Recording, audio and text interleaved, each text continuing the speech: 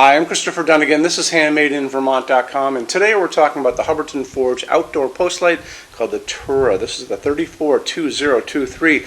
Lots of information we have to talk about, so let's dive in. Let's talk about the size of the fixture itself, and that's going to be independent of what you have it on. 17.4 inches high, 11.1 inches wide, and the depth on it is coming in at 12.3. Coming in 11.8 pounds. It's made out of aluminum, so it's not very heavy, which is great. The glass on this is going to be, as standard product, it's going to be opal, which is an opaque glass. You're not going to be able to see any of the workings going on inside of that, so it doesn't matter which bulb you get aesthetically. However, there's a secret menu item that we have that we offer, and that's going to be the same box of glass as clear.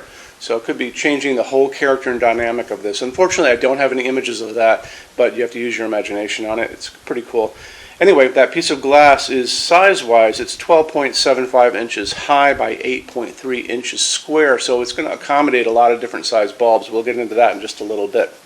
Okay, moving on from there, why don't we talk about what this can go on to, because there's lots of applications. You can see them on the page for it. And you're going to have a pier mount. This is a pier mount. If you're doing like a stone wall or a stone pier or anything like that, you would do one of these. And this is a flange on the bottom. You see the little holes there? And you would just attach it to whatever you're doing. So pretty easy. And it can go on concrete, it can go on wood, all kinds of different places. Some people will put them on fences, all kinds of applications. And if you are going to be using something like this, you would order also the cover cap. And the cover cap basically slides over the top and makes it all pretty, so you're not seeing those attachments on the bottom.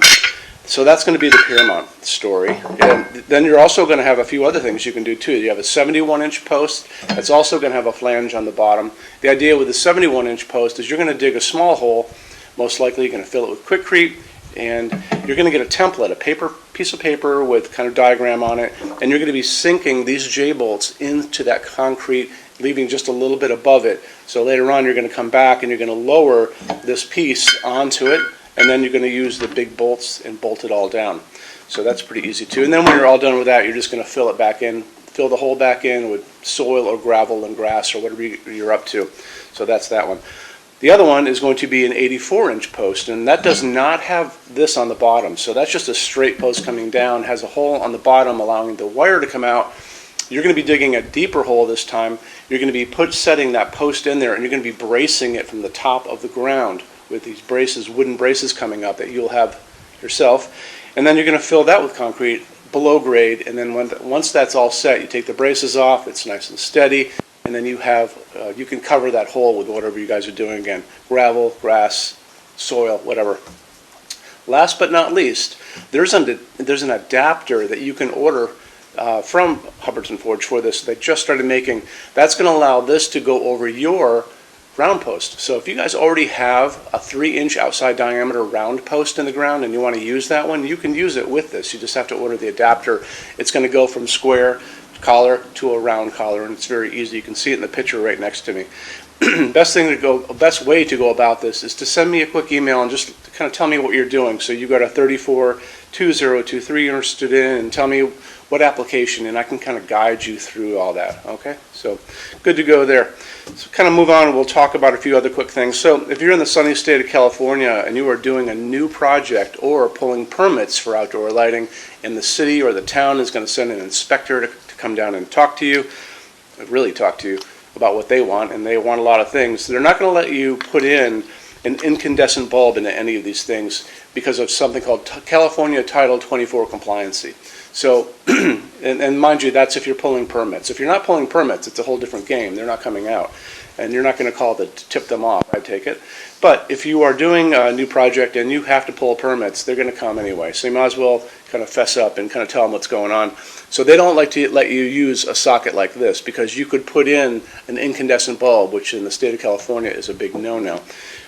And what they do want is you to do something like this. So this is a GU24 setup, and you can see the two little prongs in this LED, two little holes in there, kind of locks in, does not allow you to put in an incandescent bulb, gets you over the threshold of that California Title 24 compliancy. Email me again, 342023, tell me what you're doing, tell me that you need this. I'm going to take your email, send it through Hubbardton Forge's customs department. It's going to come back with an answer of how we can accommodate you. Adds a little time and money, but we do this kind of stuff every day because there's lots of regulations in the United States. Okay. For the rest of you guys, you're going to be using this. This is standard product, which is going to be a porcelain medium base socket. Just takes a regular screw-in bulb. Very easy, no mystery. If you want to stick with incandescent, you've got 100 watt max. So this is an A19 recommended size, but you don't have to stick with that because we know the glass is 12.75 inches high by 8.3 square. That's a big piece of glass. It can accommodate a big bulb. If you were doing that secret menu item of the clear glass, you could put in kind of a cool funky bulb. This is an LED. This is a T6. If you wanted to do, if you're back doing the opaque glass, the standard product glass that you're going to get, you could do lots of different LEDs. So you could do, well, let's take a look. So this is also a A19. This is an A19. This is the phosphorus kind. These are the old school LEDs that you can get everywhere. You can get these at your grocery store. You can get them at CVS, you know, and any drugstore, dollar store. You can get them at Lowe's, Home Depot, any place. Ace Hardware Store is a good place. True Value Hardware Store. Easy to get. Don't have to worry about bulbs. But you have to worry about how they come, because you want them to be what you want them to be. So if you need a ton of light coming out of this, you might go for an A20. So an A20 is going to be available probably up to 150 watt. Sometimes I found these up to 200 watt equivalent, and it's just slightly bigger, but it'll get in that glass with no problem. And because they don't use much electricity and they don't get hot, there's no heat restriction on these things. And they come dimmable if you want to dim this down. I doubt many people will because it's an outdoor post light, but it's up to you. Anyway, these guys I have found from the nice people, I think it was at either General Electric or Westinghouse, and I got it at like a Walmart in Vermont. So, and I found these guys up to 100 watt equivalent. So, and that was pretty cool. And I found them in the color temperature that I liked, which we're going to talk about next, because we always do that when we're talking about LEDs. So you're going to notice they're going to be offering LEDs in color temperatures ranging from 2700 Kelvin, which is super yellow, setting sun, all the way to that bluish white light from a hospital. And that's going to be 4000, 5000 Kelvin where you're on that scale. On this fixture, depending on what you're doing, you know, I would probably go for what's called warm white. And warm white is right in the middle of all those things, and that's going to be 3000 Kelvin. That's what we use in our showroom.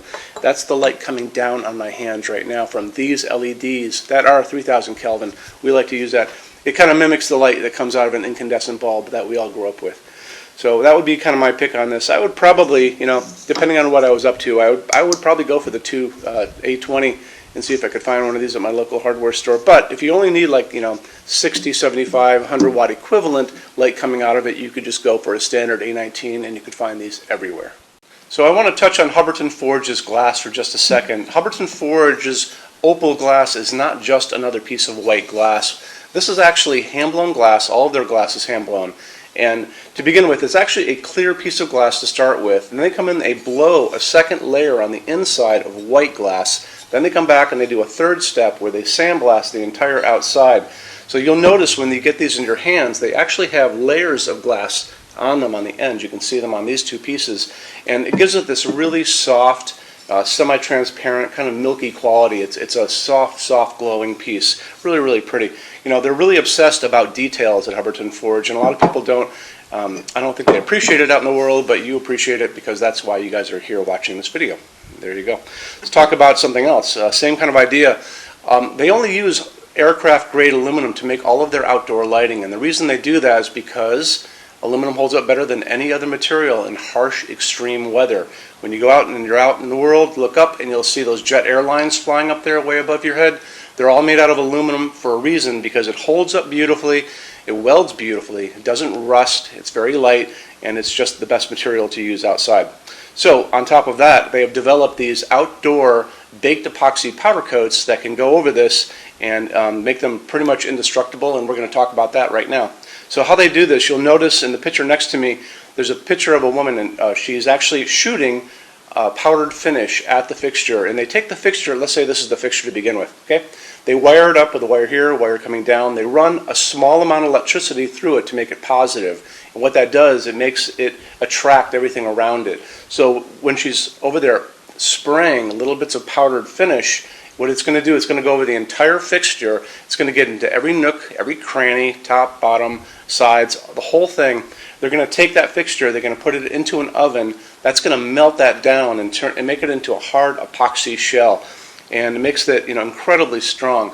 because they do this, and these things have been tested in these wind chambers where they have shot, salty seawater at them, basically, because that's what's going to happen on a beach, right?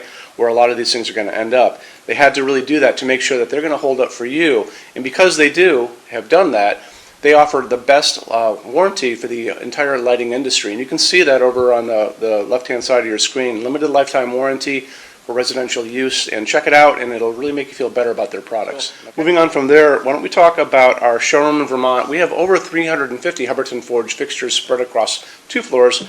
We actually have a What's on Display page on our website. It's over in the red tabs over on the left-hand side of your screen, so you can open up that and check it out.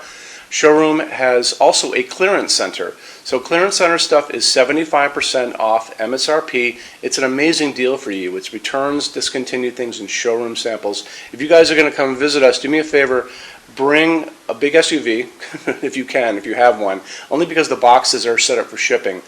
Measure everything you can think of. So measure with a measuring tape, measure your ceilings, measure counters, tables, distances between junction boxes and things like ceilings, because if you're looking, you want to make sure when you're looking at these things that they're going to be able to be used by you for your needs, okay? And then also bring an iPad. If you guys are doing a project and you have a tablet laying around at home, take pictures with that. Take pictures, and you can bring that tablet in, and we can go through all those pictures together and look and see what you guys are doing, and I can help you out on that, okay? So when you buy your Hubbardton Forge fixtures from HandmadeInVermont.com, shipping is free to every state except Alaska and Hawaii. No tax if we ship out of the state of Vermont, and we're the only dealer with 90-day returns and no restocking fees. No one else does that. Some larger items, generally big things on pallets and custom things, are going to be non-returnable. We'll always tell you that on the page for it, so just keep your eyes peeled for that. And then on top of all that, we offer a rush program. So in order for you to get all of these different finishes, Hubbardton Forge doesn't stock. It takes generally about 3 to 4 weeks to get product out. We can cut that time in half, and it is super, super inexpensive. A lot of people don't even know about it. If you want to know about it, the best thing to do is just drop me a quick email, sales@HandmadeInVermont.com, and we spell out the word Vermont. You can also call 802-446-2400 during business hours. And so I'm here every day except Sunday, from 10 a.m. to 6 p.m. Eastern Time if you guys want to talk to me. And then you can email us 7 days a week at sales@HandmadeInVermont.com, and we spell out the word Vermont. So I think that kind of wraps things up on this. You guys have any questions at all, let me know. Thank you for stopping in today. Take care. Bye-bye.